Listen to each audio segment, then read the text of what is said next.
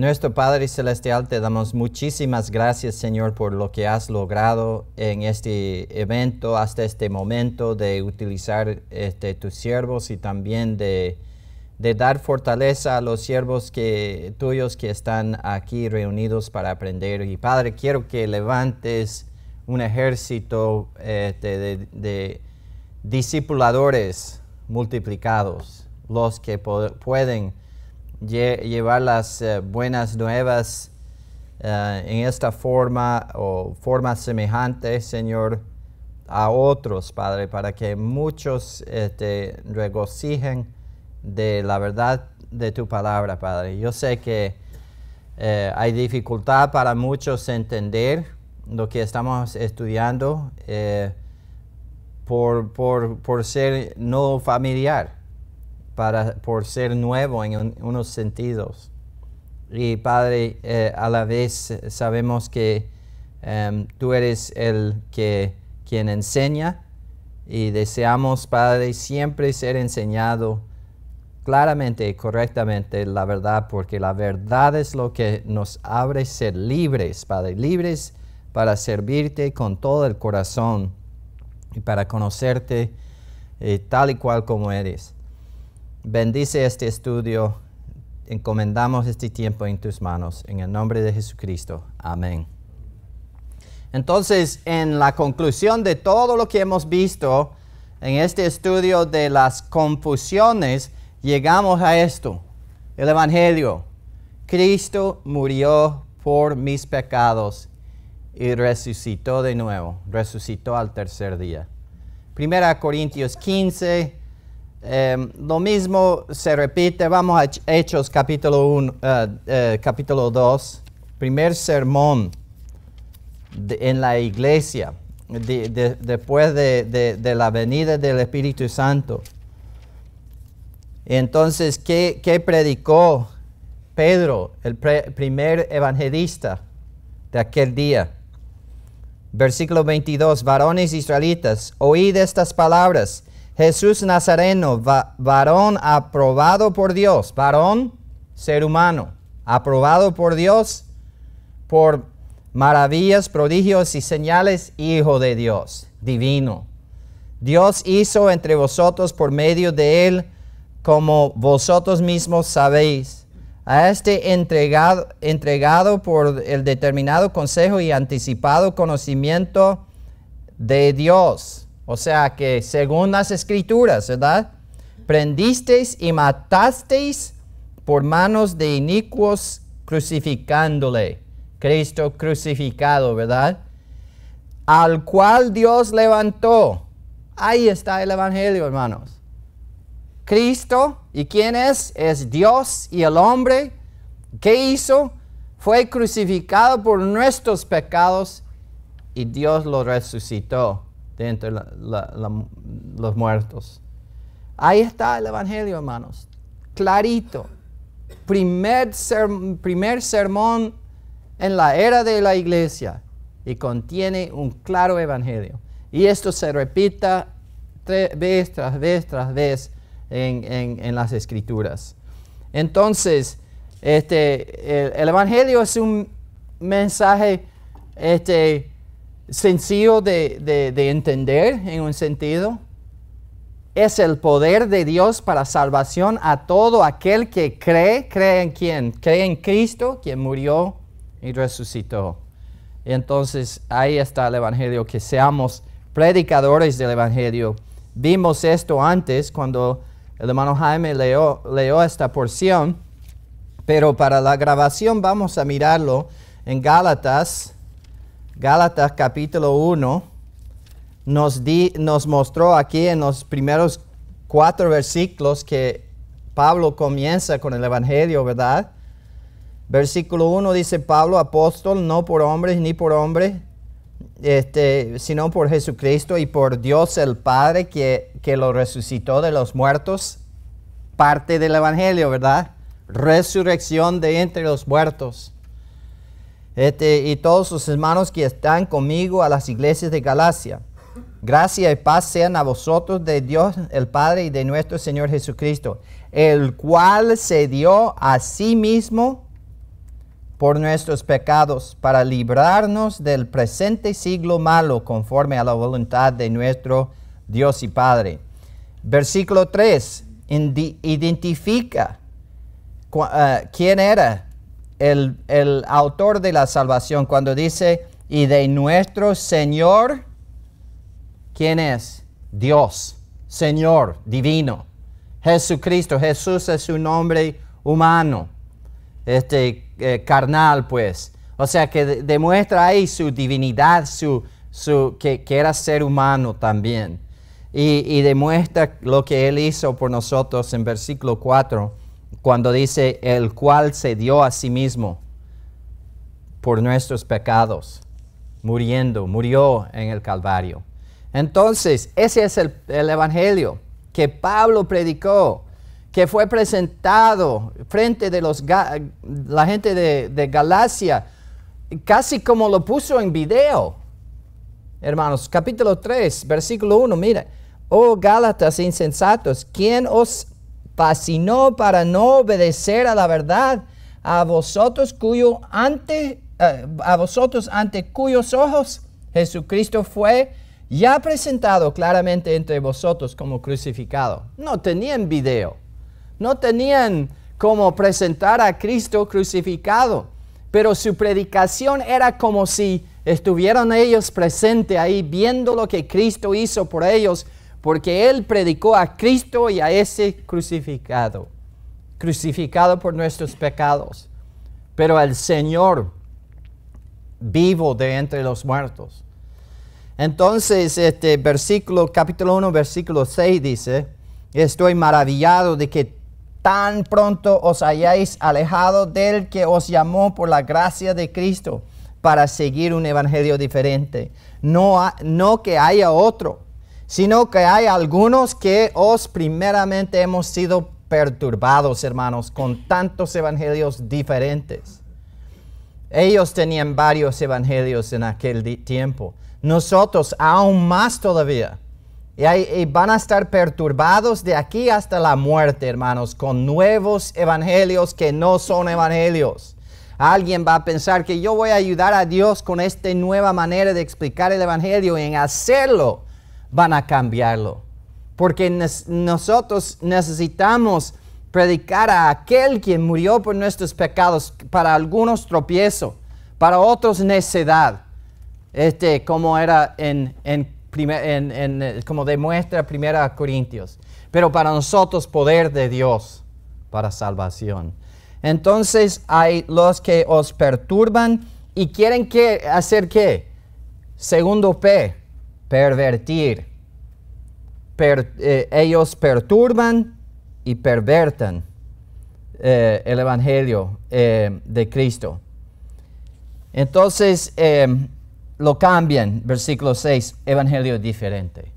3 cosas se hacen con el evangelio. Dan otros evangelios diferentes, perturban a los hermanos con otro evangelio y perverten el evangelio de Cristo. Versículo 8. Mas si aún nosotros o un ángel del cielo os anunciare otro evangelio diferente del que os hemos anunciado, sea anatema. Como antes, como a veces no le oímos la primera vez. Le tiene que volver a repetir como un mamá con sus niños, ¿verdad? 2 veces te he dicho, y 2 veces nos dice aquí en versículo 9. Como antes hemos dicho, también ahora lo repito.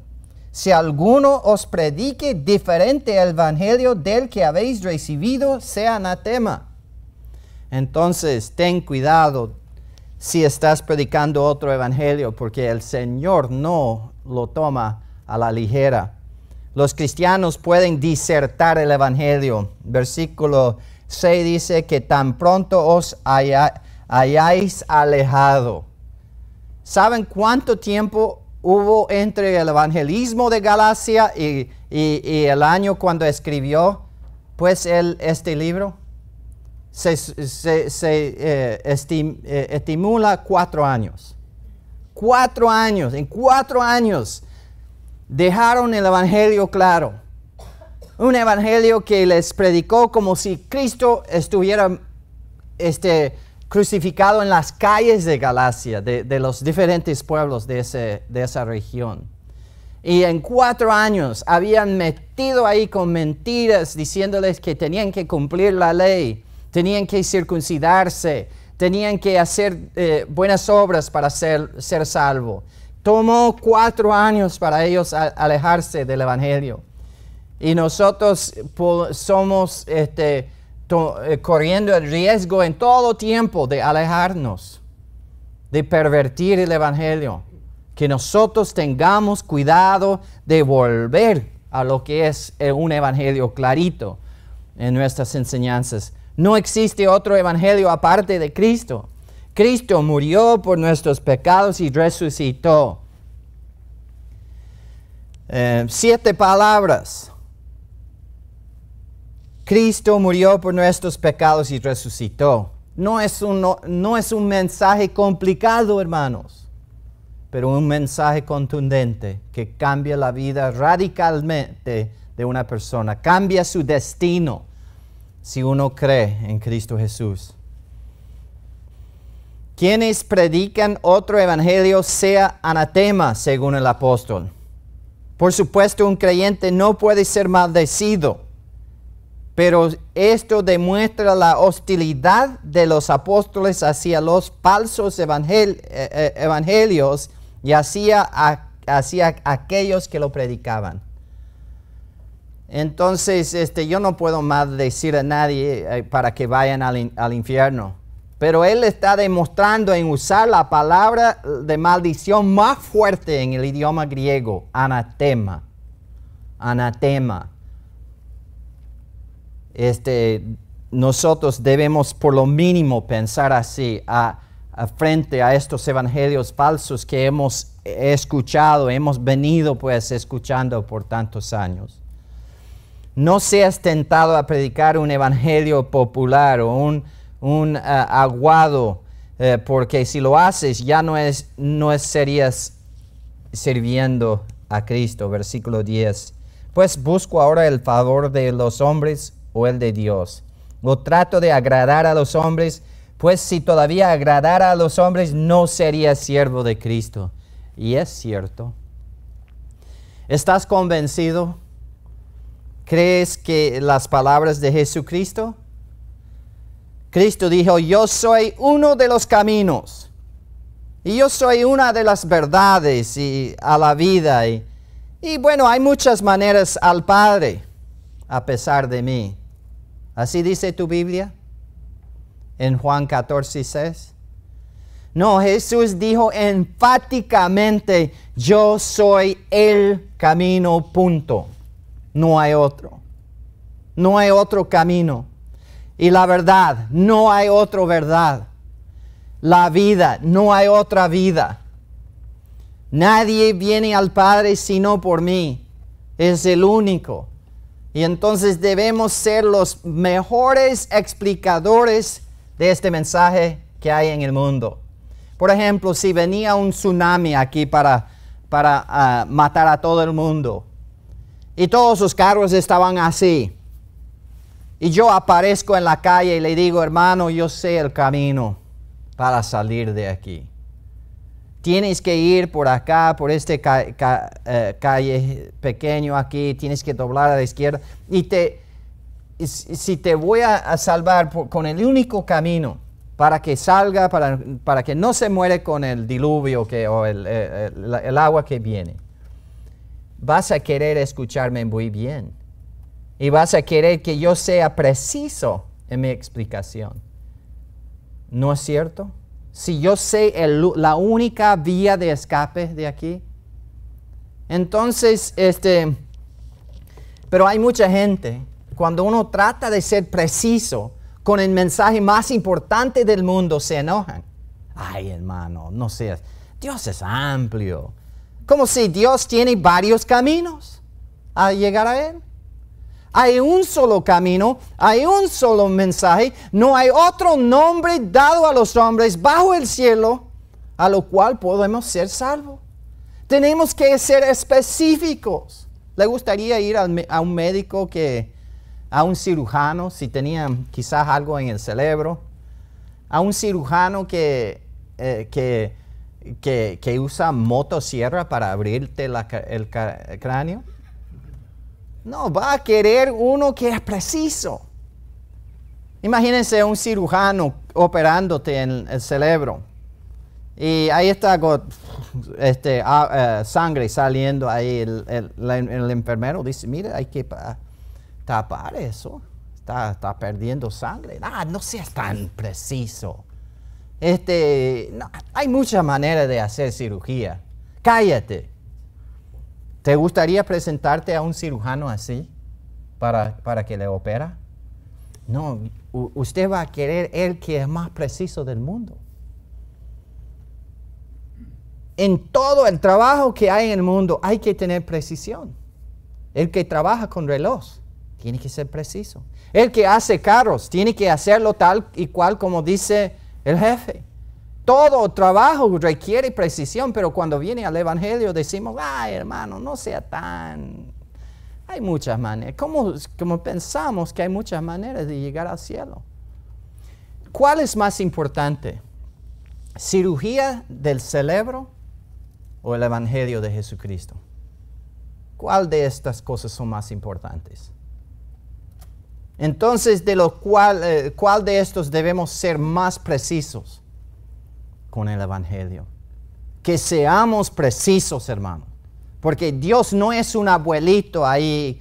Ay, aunque no creíste en Cristo, está bien, entre aquí en el cielo. Hay que creer en el camino Jesucristo. Hay una sola entrada al cielo. Que seamos lo más expertos, lo más precisos con este mensaje que cualquier otra cosa, que cualquier otra... o sea que debemos de ser precisos, hermanos. ¿Crees tú que cuando Jesucristo dice que Él es el único camino a Dios que es correcto, estaba mintiendo Él? ¿Qué piensas? ¿Hay alguna otra forma de llegar a Él, a Dios? No, no hay. ¿Habrá otra puerta que te lleva a Dios? No, no hay otra. Jesús dijo, yo soy la puerta. El que por mí entrare será salvo. Y entrará y saldrá y hallará pasto. Entonces, que seamos precisos, hermanos. Entonces, vamos a seguir en el tema, pero vamos a cambiar temas aquí un poco. El cuidado eterno de Dios del creyente en Jesucristo. ¿Qué hace Dios con sus posesiones? Yo tengo aquí un teléfono y de vez en cuando lo dejo caer. Pero yo compré, dicen que si este teléfono se quiebra estando en OtterBox, dicen que me van y se quiebra, dicen que me van a reemplazar. La garantía dicen que van a reemplazar no solamente la tapa, sino el teléfono si se quiebra. Recomiendo porque tiene buena garantía. Pero les digo una cosa, Dios no es como yo en cuanto a sus posesiones. Yo puedo quizás por descuido dejar esto caer. Y puedo olvidarlo en la casa o en algún lugar. ¿Cómo trata Dios con sus hijos, sus posesiones? ¿Qué piensa? Lógicamente, Él va a ser más cuidadoso con lo suyo que yo soy con el mío, porque Él es Dios. Y Dios es cuidadoso con sus posesiones. ¿Cómo podemos definir la seguridad de Dios para el creyente en Jesucristo? La seguridad eterna es la obra de Dios, no del hombre. Obra de Dios a favor del creyente. Apocalipsis 7:20 dice, clamando a gran voz diciendo, la salvación pertenece a nuestro Dios, que está sentado en el trono y al Cordero. ¿La salvación me pertenece a mí o a Dios? A Dios. ¿Quién está a cargo de mi salvación? ¿Yo o Dios? Dios, exacto. En esta obra, Dios, por su gracia solamente, preserva y garantiza la plena y completa salvación del creyente, completamente aparte del mérito personal o el esfuerzo humano. Efesios 2, 8 y 9. Porque por gracia sois ya salvos, por medio de la fe, y esto no de vosotros, pues es don de Dios, no por obras para que nadie se gloríe. ¿Con qué propósito nos salvó? 10. Porque somos hechura suya. ¿Quién nos hizo? Dios. Entonces, yo no soy un hombre autocreado, un creyente autocreado.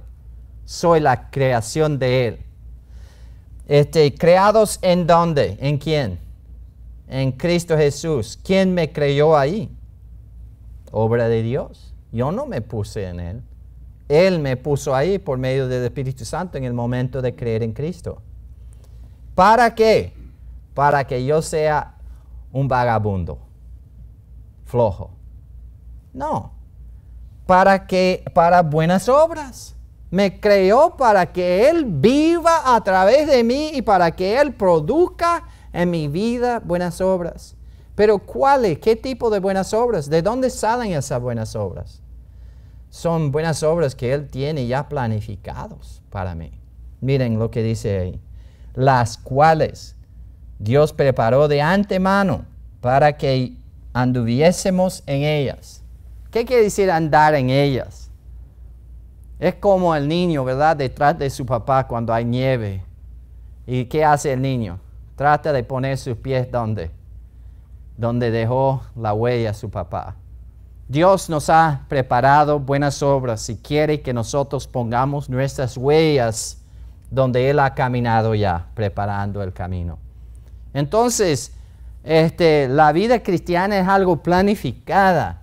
Dios tiene un plan para nosotros y eso es hacernos conformar a la imagen de su Hijo. Y Él quiere que nosotros caminemos en lo que Él ya tiene preparado para nuestras vidas. Pero nos salvó mediante la gracia. Dado que esta es la obra de Dios, el creyente nunca se puede perder o ponerse en peligro de condenación. ¿Por qué? Porque es obra de Dios. Aquí tenemos Juan 10, 28 y 29, Romanos 8, 29 a 39, en Romanos 11, 29.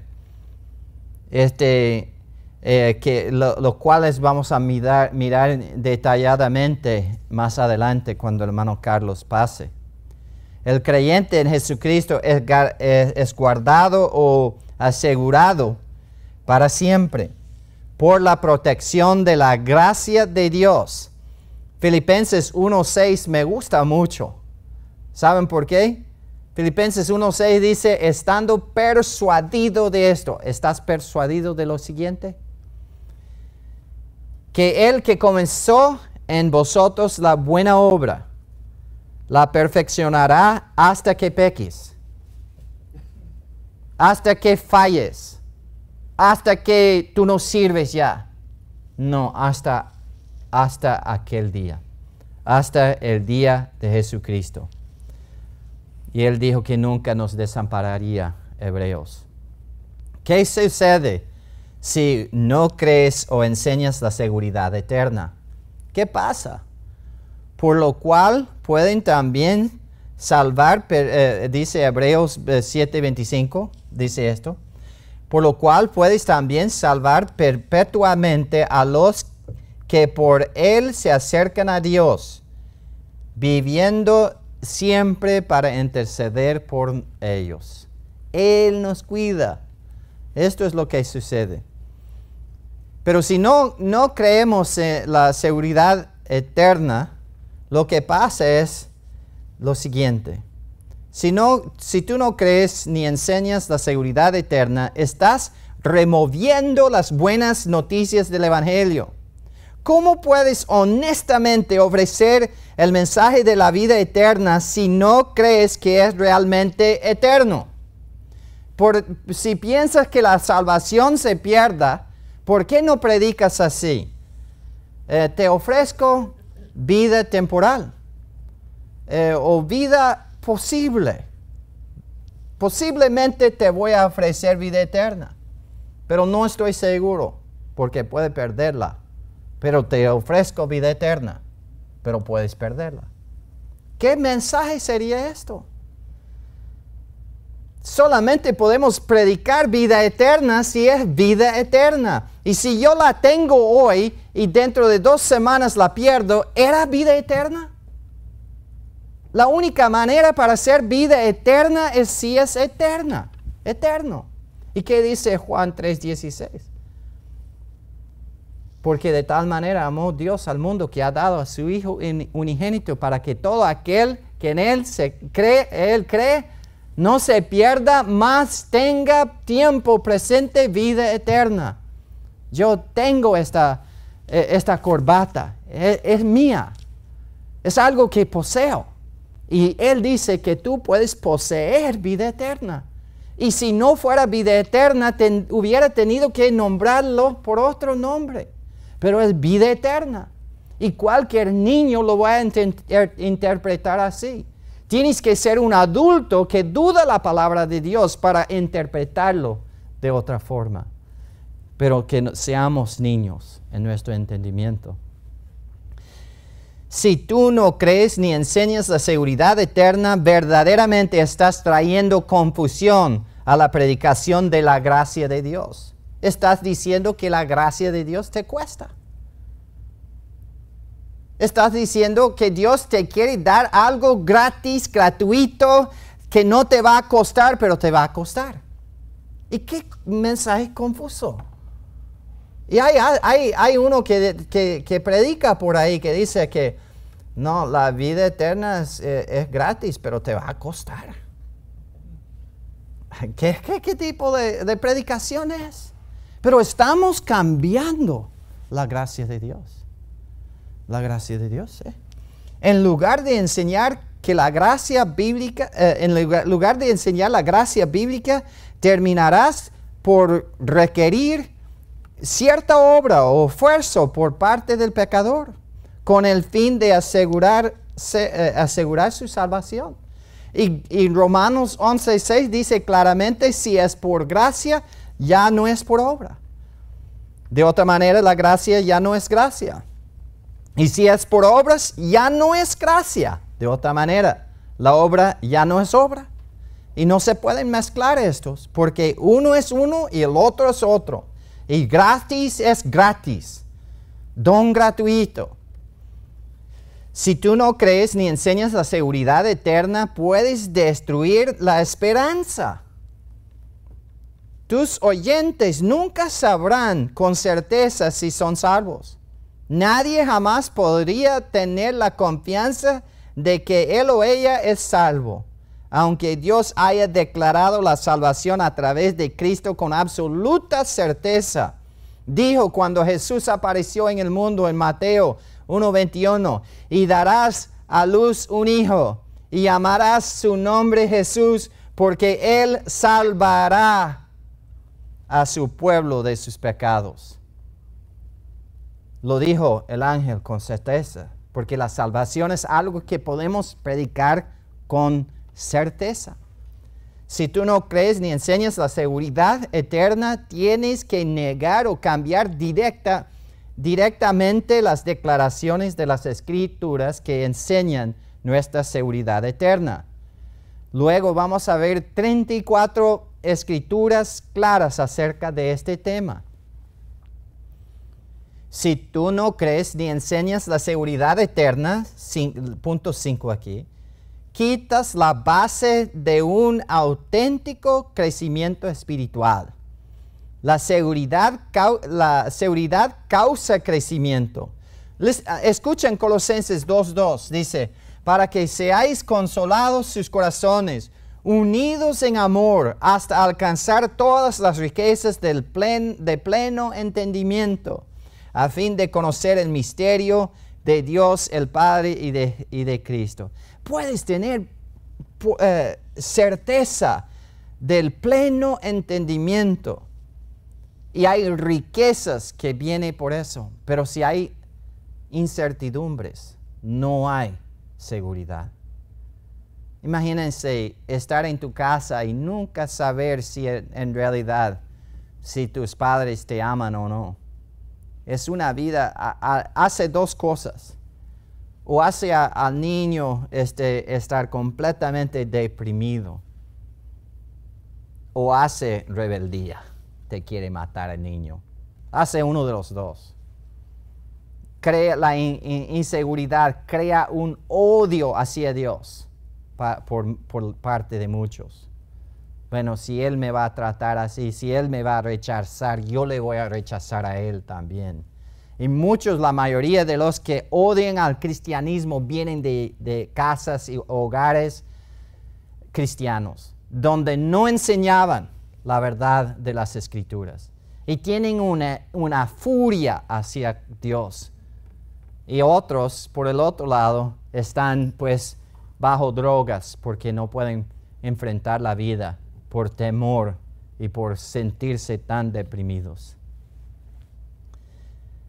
Si tú no crees ni enseñas la seguridad eterna, harás hincapié en el temor del infierno, más que del amor de Cristo, como el factor de motivación para vivir la vida cristiana. La Biblia enseña claramente que el amor, no el temor de Cristo, el amor de Cristo es lo que nos motiva. 2 Corintios 5:14 dice, porque el amor de Cristo nos constriñe, pensando esto, que si uno murió por todos, luego todos murieron. Y Él murió por todos, pero todos hemos muerto en Él, ¿verdad? En nuestra condición en Cristo. Si tú no crees ni enseñas la seguridad eterna, el resultado será la incertidumbre acerca de tu futura participación en el arrebatamiento. Si una persona puede perder su salvación, sería ridículo llamar el arrebatamiento la esperanza bienaventurada de todo creyente. Pero así lo pronuncia el apóstol en 1 Corintios 4, 13 al 17. Llama eso pues la esperanza bienaventurada. El 17 dice, luego nosotros los que vivimos, los que hayamos quedado, seremos arrebatados juntamente con ellos en las nubes para recibir al Señor en el aire, y así estaremos siempre con el Señor.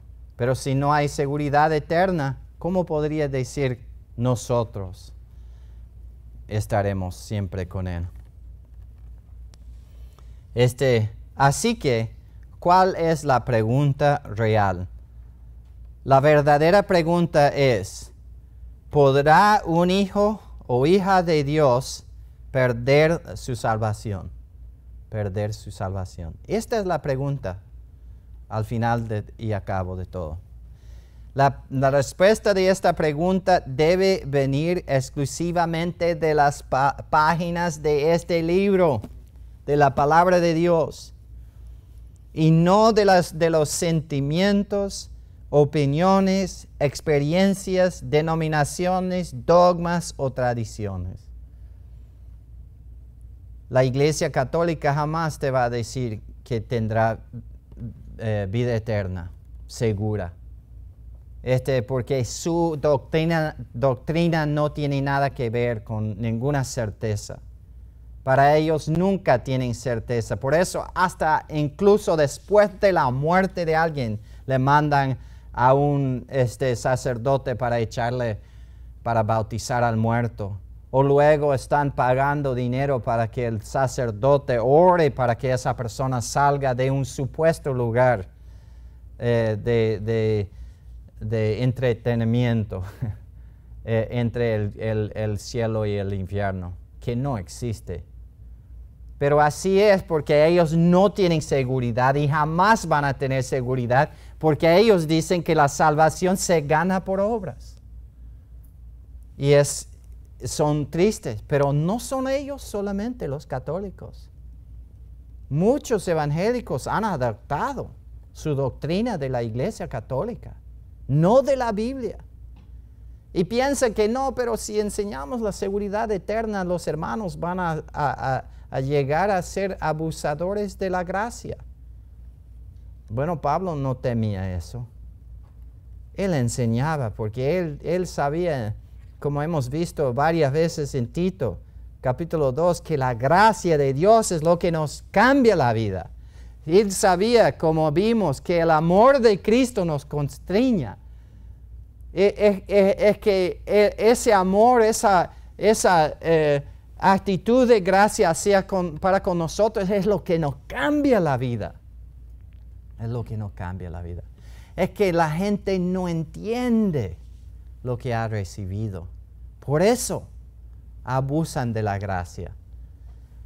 Si entendieran la verdadera gracia de Dios, estarían totalmente y radicalmente cambiados. Supongamos que tú tienes una deuda de $1 billón. Yo no sé qué es $1 billón, pero como dicen en inglés, billón. 1,000 millones de dólares. Tienes esa deuda y no tienes cómo pagar eso y te vienen y te dicen, mañana te matamos si no nos pagas. Y me vienes y dices, mira hermano Brett, me van a matar mañana. Yo conozco a esa gente y yo les debo 1,000 millones de dólares y mañana yo estoy muerto, yo estoy muerto. Y le digo, ay hermano, qué casualidad que viniste hoy. Acabo de recibir miles y miles y miles de dólares. Yo tengo como para pagar tu deuda. Y yo voy a pagarla. ¿A quién le debes? Y voy y pago tu deuda. ¿Cómo me ves de ahí en adelante? Como tu héroe, ¿verdad? Como tu héroe. Todos los días de tu vida, tú piensas de mí, ay Brett, yo le amo a Brett, me salvó la vida. Podrías soñar si yo hago tal cosa por ti, puedes aún en tus sueños imaginar un momento cuando me vas a odiar. Quizás dentro de 2 años me llegas a odiar. Jamás. Si sabes lo que yo te he hecho, jamás me vas a tratar con rechazo. Jamás. Cuando entiendes la deuda que yo pagué por ti. Y yo les digo una cosa. Que lo que Cristo hizo por ti es más que 1,000 millones de dólares que pagó. Tiene más valor que todo el dinero del mundo. Lo que Él hizo por ti. Es que no entendemos la gravedad, la cantidad de paga que Él hizo a nuestro favor. No lo entendemos, pero en el momento que comenzamos a entenderlo, no hay héroe más grande que Él. Entonces, ¿qué es lo que tenemos que enseñar a los hermanos? Es el hecho de que han sido perdonados a un precio más grande que cualquier otro precio del mundo. Han sido pagados así. Vamos a suponer que yo te pago así, la deuda, y te salvo la vida. Y vamos a suponer por alguna locura, dentro de 2 años comienzas a caminar por aquí, por la calle de Harlingen, diciendo que Brett es nada más que un vagabundo y yo le odio. ¿Qué pasó con tu deuda que yo pagué? Queda pagado, ¿verdad? Ahora, tú serías el necio más grande del mundo en hacerlo, ¿verdad? Si comenzaría a hablar mal de mí después de que yo pagara una deuda de 1,000 millones de dólares por ti. Es imposible creer que una persona podría llegar a odiar a la persona que paga un precio así. Pero si fuera posible, la deuda ya es pagada, ya es un hecho. No cambia tu nuevo odio por mí. Nada cambia lo que Cristo perdona. Nada lo puede cambiar. Ahora, seríamos los más necios que jamás han vivido si comenzaríamos a hablar mal de nuestro Dios. Pero aún así, no cambiaría el hecho de que ya es pagada nuestra deuda. ¿Importa realmente lo que pensamos o creemos del tema de la seguridad eterna? ¿Va a tener importancia en la vida de uno? Bueno, la Biblia dice que en Proverbios 23:7, porque cuál es su pensamiento en su corazón, tal es él. Como piensas, tal eres. Tal eres. Sí importa porque a como un hombre piensa en su corazón, tal es él. Sí importa porque si crees que se puede perder tu salvación, vivirás en temor y duda. No glorificarás a Dios con tu vida. Sí importa porque si tú sabes con la Escritura que no puedes perder tu salvación, vivirás regocijándote con agradecimiento y confianza y certidumbre, siempre dándole toda la gloria a Dios por su gracia. ¿Importa realmente cómo responder a la pregunta? ¿Puede un cristiano perder su salvación?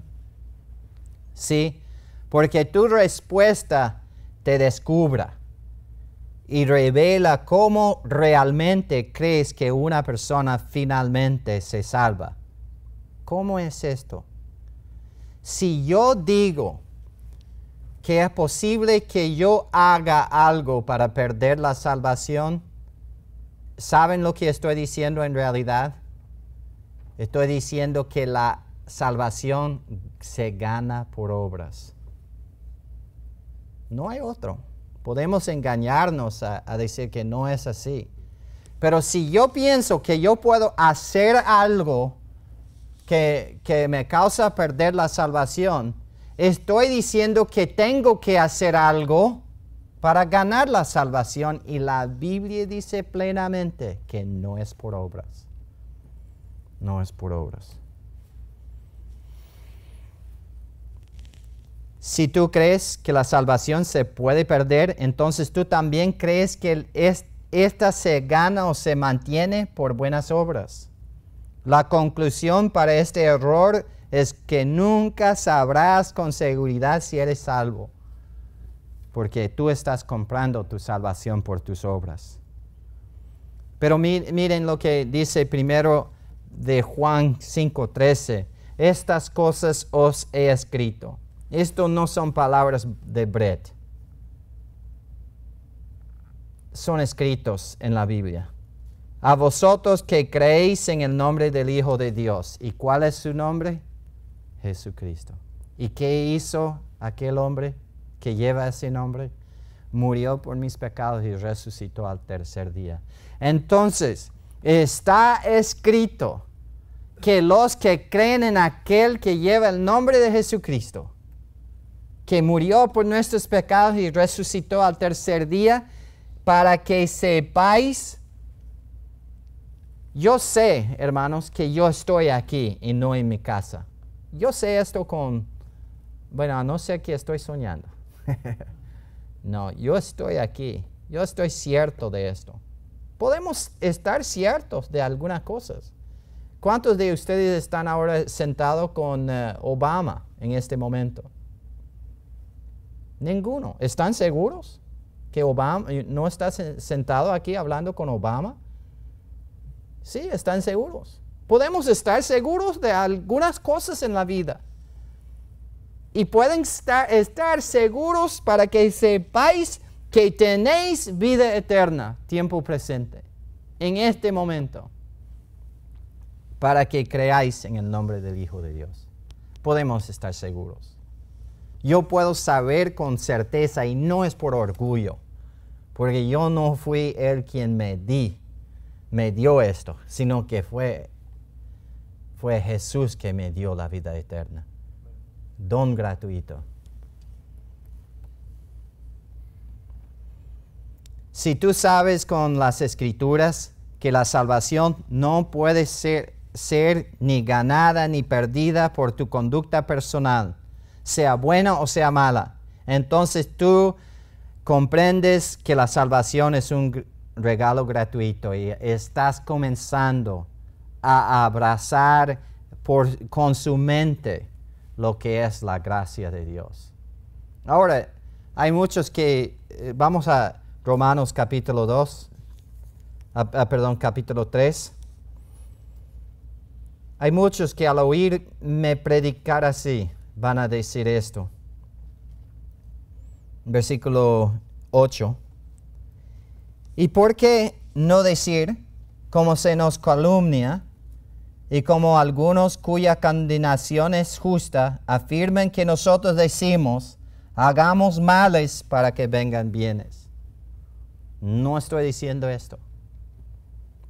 Estoy hablando de la gracia de Dios. Pero muchos lo oyen, así como le oyeron a Pablo. No, estás diciendo que, bueno, podemos vivir como quiera que sea. No importa. No estamos diciendo esto. No estamos negando el hecho de que Dios sabe castigar bien duro a sus hijitos. No estamos diciendo que un hijo de Dios no puede perder el gozo de su salvación. Sí puede perder el gozo de la salvación. Y hay 10 cosas que les vamos a enseñar que un creyente puede perder. Pero una de las cosas que no puede perder es la salvación. Puede perder galardones. Puede perder muchas cosas. Y vamos a ver un estudio de esto, Dios mediante, antes de que la noche se termine. Pero la salvación no se pierda. Si tú sabes con las Escrituras que las buenas obras no juegan del todo ningún rol en tu salvación, has empezado a entender la gracia de Dios. Gálatas 2:16 dice, sabiendo que el hombre no es justificado por las obras de la ley, sino por la fe de Jesucristo, nosotros también hemos creído en Jesucristo para ser justificados por la fe de Jesucristo y no por las obras de la ley, por cuanto por las obras de la ley nadie será justificado.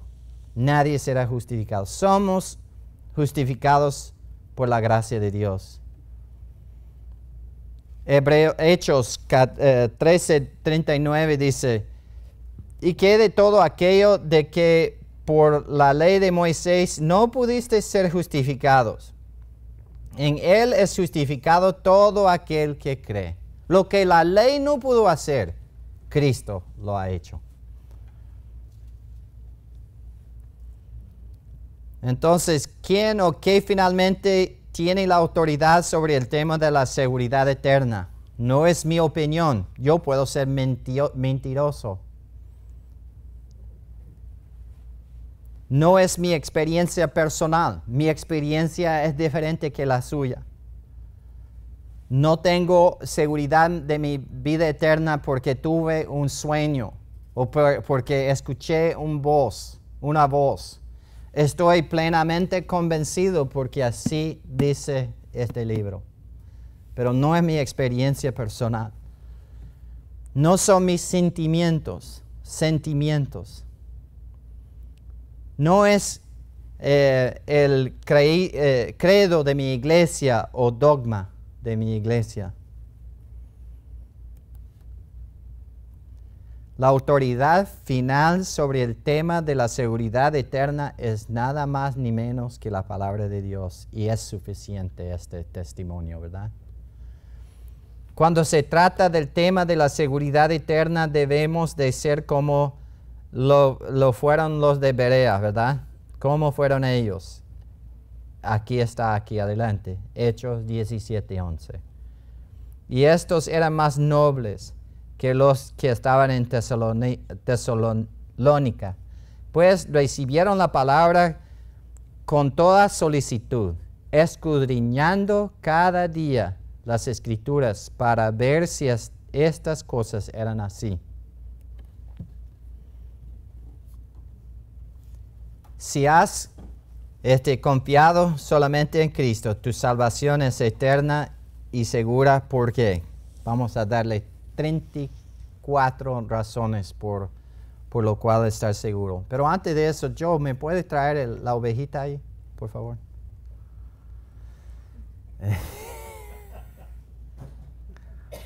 Yo traje mi mascota, la oveja blanca. Gracias, hermano. No sé si recuerdan que en el Antiguo Testamento, según Levítico, capítulo 1, que cuando los israelitas llevaban sus ovejitas al templo para ofrecerlas, llegaban ahí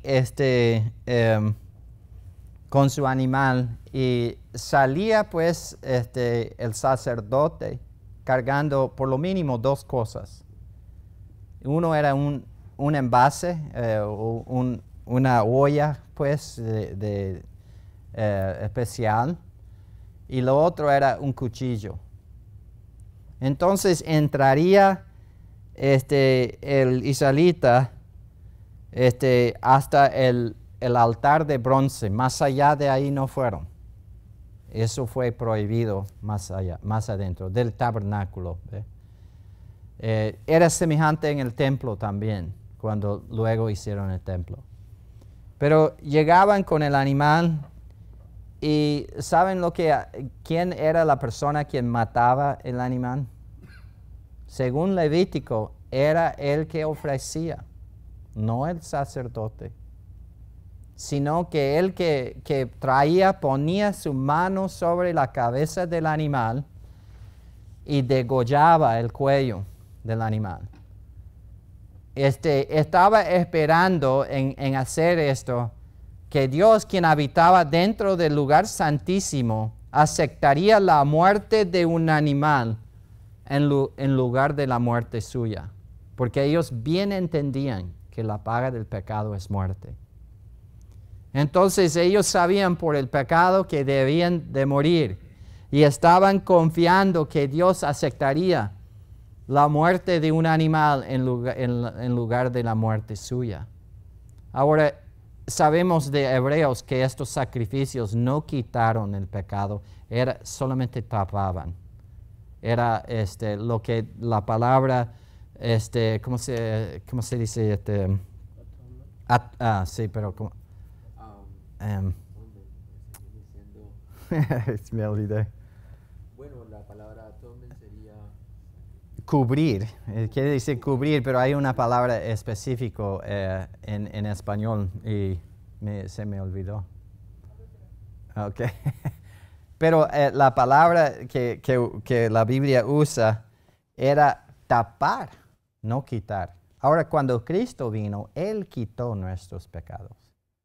Y la Biblia enseña que Él hizo más allá de lo que hacían los sacrificios antes. Oye, no sé. Expiación. Expiación. La expiación tapaba el pecado, porque la palabra expiar quiere decir cubrir. Pero Cristo vino y quitó el pecado, gloria a su nombre, y lo ha hecho la distancia entre el este y el oeste.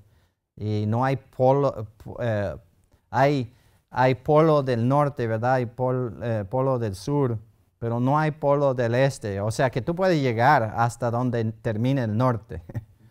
pero nunca vas a llegar donde termina el este o el oeste. Va a dar vuelta. Y a esa distancia están nuestros pecados de nosotros por la obra de Cristo.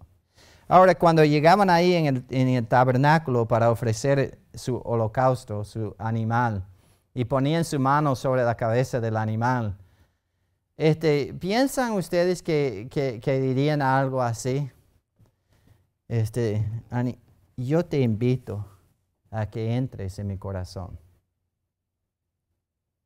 ¿Qué pensaría el pobre animal? Pero ¿qué es ese cuchillo en tus manos? Ok, vamos a decir que si llegan ahí y dicen, yo te entrego mi vida. El animal comenzaría a reírse, ¿no? ¿Tú estás dándome a mí tu vida?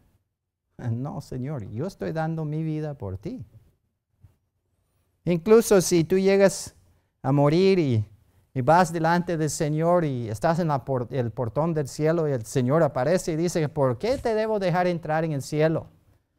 Hay mucha gente que dice y piensa, porque yo te entregué mi vida. Y Dios va a comenzar a reírse de algo así. ¿Tú me diste tu vida? ¿Tú? ¿No sería mejor dicho, me debes de dejar entrar porque aquel hombre a tu diestra que tiene cicatrices en su mano y en su costilla dio su vida por mí? ¿Cuál de las dos respuestas aceptaría Dios? Es Él quien dio su vida por nosotros, no nosotros dándole a Él nuestra vida. Entonces, estas cosas, yo te invito a mi corazón, yo te doy mi vida. Yo te hago Señor de mi vida, le dices a la oveja. ¿Qué es la respuesta frente del sacrificio de Jesucristo? ¿Yo te doy algo? No, yo estoy confiando que lo que hiciste por mí en el Calvario era suficiente. Porque si no era suficiente, no tengo más esperanza. Tú eres mi única esperanza y lo hiciste por mí. La única respuesta que concuerda, que encaja con el cuadro que nos ha dado desde Adán en adelante en los sacrificios es, yo estoy confiando en que usted sea aceptado, que tú seas aceptado por mí. Y es lo que estamos diciendo cuando ponemos nuestra confianza en Cristo, cuando creemos en Él. Estamos diciendo, yo creo que Dios te acepta y confío en tu ofrenda por mí. Amén. Oremos. Nuestro Padre, te damos gracias, Señor. Gracias por la oveja, el Cordero de Dios, quien quitó el pecado del mundo. Quitó mi pecado, Señor. Gracias. Gracias, Señor, por Jesucristo, quien murió por mí. Hizo ese sacrificio tan grande. Estoy confiando en lo que Él hizo y su valor delante de ti. Y sé que lo que hizo era suficiente porque le devolviste la vida, sellando para siempre que era suficiente su paga, su muerte. Gracias por Jesucristo. En el nombre de Él. Amén.